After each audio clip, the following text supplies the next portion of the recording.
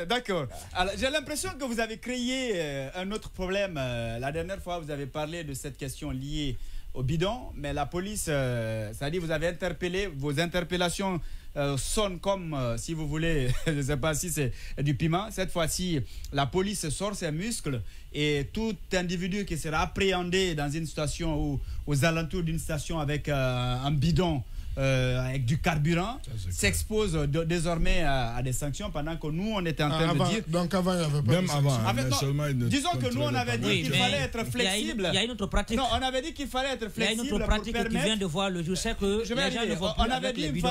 si tu permets, on avait dit quand même qu'il y a ceux qui ont des groupes électrogènes à la maison, ceux qui ont, on a parlé même... Moi, je pense qu'il faut en faire un débat, parce que sinon, oui, mais sauf on va prendre trop de temps pour des choses. Mais c'est quand même important, parce qu'il y a quand même un communiqué que j'ai sous mes yeux, où on précise... Avant de retrouver signé de M. Sampil, du directeur. Oui, bien sûr. Oui, d'accord. Parce qu'il faut tenir quand même de ces détails. Il y a quand même le fait qui n'est pas rappelé. On est d'accord que bon, c'est d'abord nous donner beaucoup plus d'importance que de croire que c'est parce qu'on a parlé que le gouvernement réagit là-dessus. Si c'était le cas, on s'en réjouit. Mais ce que je dis, c'est que il y a un acte du gouvernement. Est-ce qu'on va appeler gouvernement central? Apparemment, on n'est pas dans un état strict. Apparemment, le gouvernement a dit interdiction par rapport au bidon. Et ça, c'est quand même une mesure que le gouvernement... C'est toujours, depuis toujours. Non, je finis. Vas-y, s'il vous plaît. Après, la police dit, vu... Mais cette interdiction, elle est temporaire. Oui, mais c'est... Mais quand je vous aide, acceptez que je vous aide. Quand vous dites vous terminez, mais nous reconnaissons que les bidons ne sont permis à aucun moment. Non, attention. Quand même, les bidons ne sont pas permis. Oui, à aucun moment. Non, attention. Non, on ne va pas dire que ça à aucun moment. C'est interdit totalement. Non, attention. Quelle loi? Le groupe La loi l'interdit totalement. On n'a jamais tenu compte de trucs. Bon, je ne connais pas, mais on ne doit pas servir les gens dans les bidons. C'est une loi. On ne doit pas obéir la loi. C'est la loi, c'est la loi. Je ne sais pas quelle loi. Voilà, normalement, quand vous avez un truc... Même si vous avez un groupe électrogène, il doit avoir des techniques. Un groupe électrogène, à la maison. Je ne savais pas que ça allait se poser. Mais le problème, c'est quoi? D'accord, mais... Vous pouvez prendre votre petit moteur et mettre derrière votre véhicule. Mais les grands moteurs... va prendre non, maintenant là, vous êtes une société, vous vous abonnez. La station doit venir vous servir ici. D'accord. Non, ce que Diane le dit, par exemple. Moi, j'ai pas le truc, mais ce qu'il dit, vous savez, il a raison. Vous savez pourquoi? Parce qu'à la base, la vente de carburant. Non, j'ai interdit d'avoir des... C'est risqué même. Je ne vais pas marquer sur un texte. Mais la vente de carburant en détail, on sait que normalement c'est interdit. C'est interdit. Mais ça se fait. Non, c'est dans les bits, dans le quartier, c'est-à-dire hors station. Je veux dire hors station de service. 2 litres, c'est un détail. Hors station. Pas ce genre de détails. Non, moi, en tout cas, je laisserai la vente. C'est que je vais vous dire. La vente du carburant est interdite. Non, la vente de carburant hors station de service. C'est interdit. C'est interdit. Mais c'est quelque chose qui se fait. C'est clair. Et qui est toléré. Mais sauf que le cas express, on a dit qu'il fallait tenir compte de quelques exceptions. Comment doit avoir des contrats avec une truc qui va livrer ici, par exemple. Et même celui qui fait la pêche artisanale. C'est ce que je dis. Lui aussi doit avoir ça. Doit être une société. C'est un contrat avec une station. Alors vas-y. Je voudrais en fait qu'on puisse se comprendre là. Bien, d'accord. Vas-y. On ne peut pas permettre cela. Voilà, j'espère que ce petit temps de récréation dans mon temps de parole. D'accord. Ici, il n'y a pas de temps d'abord. En fait, c'est le temps libre. On y va. C'est pas le biscuit commence parce que je dois commenter les deux biscuits. De bonnet. Vas-y. Ce que je dis, une fois encore, je dis, on est d'accord que cette mesure, quand elle a été annoncée dans, je pense, le premier ou le deuxième... les mesures annoncées dans le deuxième communiqué. Dans le contexte qui est qu'il y a l'explosion, l'incendie qu'on a connu.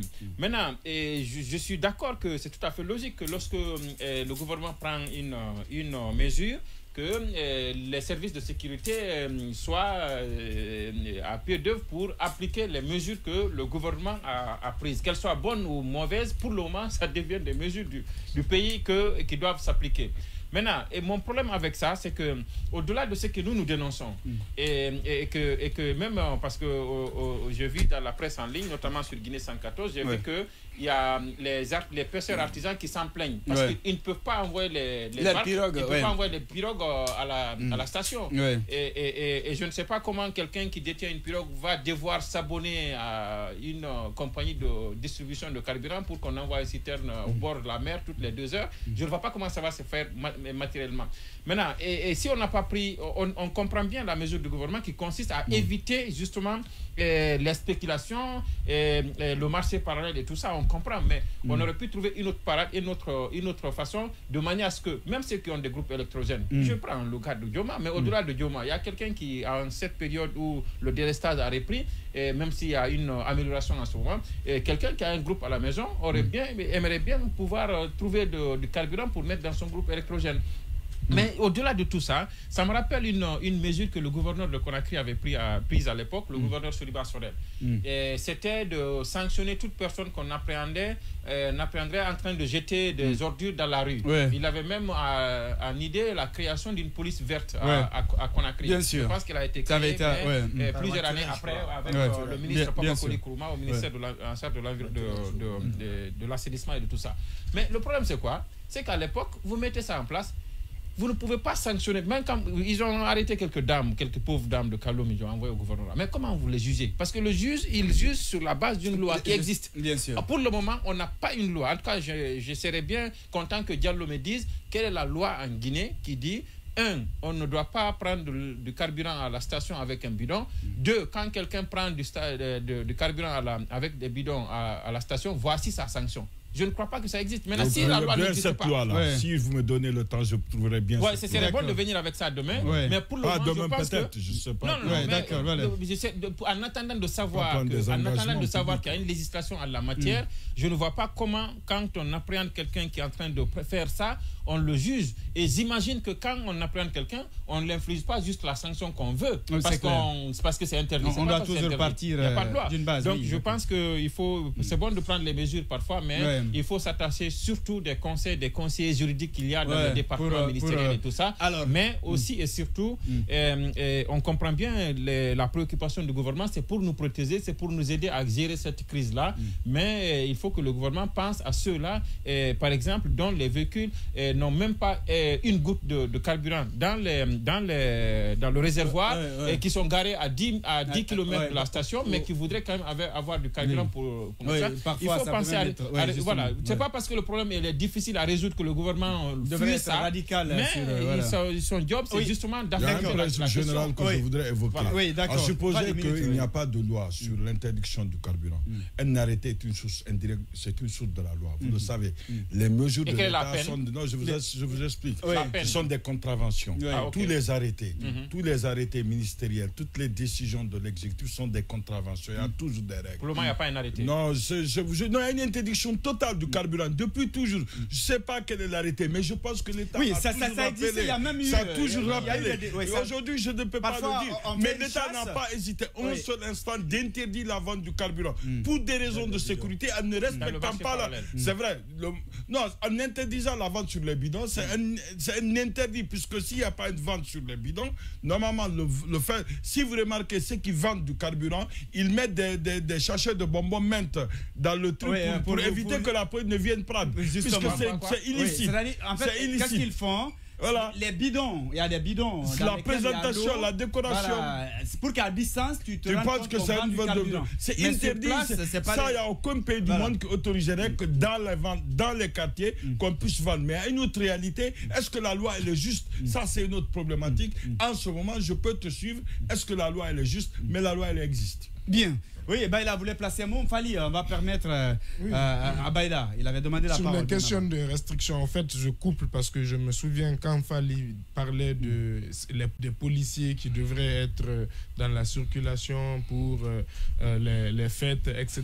Je dis, malheureusement, cette explosion a beaucoup de conséquences. Donc, une certaine aussi conséquence même sur l'organisation, le déploiement de la police. Parce qu'aujourd'hui, justement, le peu de policiers, on va dire qu'il y a quelque part, doit contrôler aussi.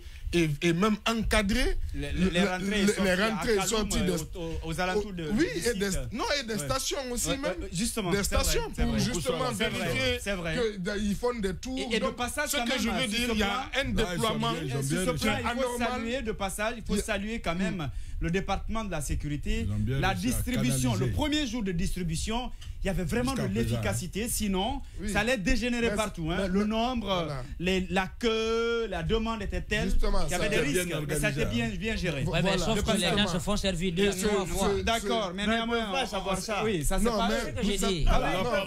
C'est bien, d'accord. C'est là où je voulais en venir. C'est là où je voulais en venir, sur la capacité aussi de l'État de pouvoir contrôler l'application de ces décisions. C'est pas évident parce que justement, c'est-à-dire, c'est difficile de mettre un policier derrière chaque pompiste de la République de Guinée. C'est quand même compliqué, même derrière chaque station. Et ça, aujourd'hui, il le faut, surtout les les premiers jours d'ouverture. Donc cela aussi peut expliquer. Là, il y a un déploiement anormal et inattendu des forces de sécurité qui sont... parce que moi, justement... quand on parle de comportement, etc., c'est vrai, pour la circulation et même l'indiscipline en général. Et ce que vous dites sur le premier jour, ça dépendait des coins. Moi, personnellement, là où j'ai pris le carburant, il y avait une pagaille totale qui a fait que j'ai dû rester de 7h jusqu'à 14h environ pour avoir le carburant. Et ça, c'est parce que justement, le peu de gendarmes qu'il y avait n'étaient pas assez efficaces parce qu'eux aussi, certainement, n'étaient pas préparés à gérer ça. Parce que c'est pas... Normalement, il y a des spécialistes aussi de la sécurité routière qui sont formés à cet effet pour gérer des flux de véhicules, etc. Mais c'est pas si évident que ça. Maintenant, sur l'autre sujet que Mboné a évoqué, c'est le paradoxe. C'est-à-dire, je suis d'accord avec lui sur la justice, sur l'importance de ces procès, mais d'une règle générale, même pas que justement le procès pour, c'est vrai, la personne qu'on a lynché, le lynchage, mais l'objectif de la politique pénale, c'est d'abord punir punir les personnes qui font des infractions, c'est dissuader les personnes qui seraient tentées de le faire, et c'est réintégrer les personnes qui sont punies dans la société. Maintenant, aujourd'hui, il y a une audience criminelle qui est ouverte, et c'est vrai, les citoyens doivent être au courant, mais comment ils sont au courant? C'est ça aussi, et c'est là l'importance de la liberté d'information et de la liberté de la presse. Parce que si les citoyens ne sont pas informés, et combien de personnes suivent, on va dire, les canaux officiels du ministère de la Justice ou, par exemple, la RTG ou même les sites aujourd'hui, combien de Guinéens avaient accès avant les restrictions, combien de Guinéens ont accès après les restrictions? Vous verrez que c'est peut-être quasiment la moitié, voire plus. On n'a pas malheureusement de statistiques exactes, mais on peut imaginer que c'est au moins la moitié des personnes qui avaient accès aux médias et aux médias sociaux qui sont privées aujourd'hui de telles informations. Donc aujourd'hui, même certaines actions du gouvernement n'ont pas de sens en réalité, parce qu'ils font certaines actions. Et comment la population sait qu'est-ce qu'ils font au-delà du ministère de la Justice. C'est-à-dire aujourd'hui, l'un des premiers clients de la presse aussi, en tout cas l'un des clients de la presse, c'est l'État. Parce que c'est l'État aussi qui a beaucoup plus besoin aussi de sensibiliser, de communiquer. Donc on est dans une situation assez bizarre, assez étrange. Non, entre griffes. Partenaire privilégié, beaucoup de griffes. Non, entre griffes, mais des fois c'est le cas. L'État, certaines. Non, c'est-à-dire. C'est qu'on essaie de. Dans ce que je dis. Non. Maintenant, moi, j'enlève les griffes. D'accord. À certains moments, à plusieurs endroits, l'État est client et partenaire commercial des entreprises de presse. Lorsque l'État paye un public reportage, je n'ai pas dit premier, mais j'ai dit ils font partie. Ils font partie de ceux qui payent des espaces publicitaires. Oui, mais là, il faut les budget. Comment? L'État guinéen est un mauvais payeur. Il y a beaucoup de départements ministériels. C'est un mauvais payeur dans EDG, pour les entreprises de bâtiments, pour tout le monde. Il y a beaucoup de départements ministériels qui doivent on va comprendre ce qu'il est en train de dire. Voilà, qui ont des factures impayées. Tu as bien fait ça, c'est un autre volet. Alors, ce qu'on veut dire, Fally, c'est que... De toute façon, ça ne change rien à ce que je dis. Alors, on va dire... L'État utilise les médias pour passer des informations, pour faire sa communication sur les actions. Et pour ça, d'ailleurs, il paye. Il paye mal, il paye pas. En tout cas, il est censé payer. En tout cas, il y a des contrats normalement commerciaux qui lient ces entités. Donc, on est dans une situation un peu bizarroïde, comme je disais. Voilà, alors, vous l'avez sans doute compris.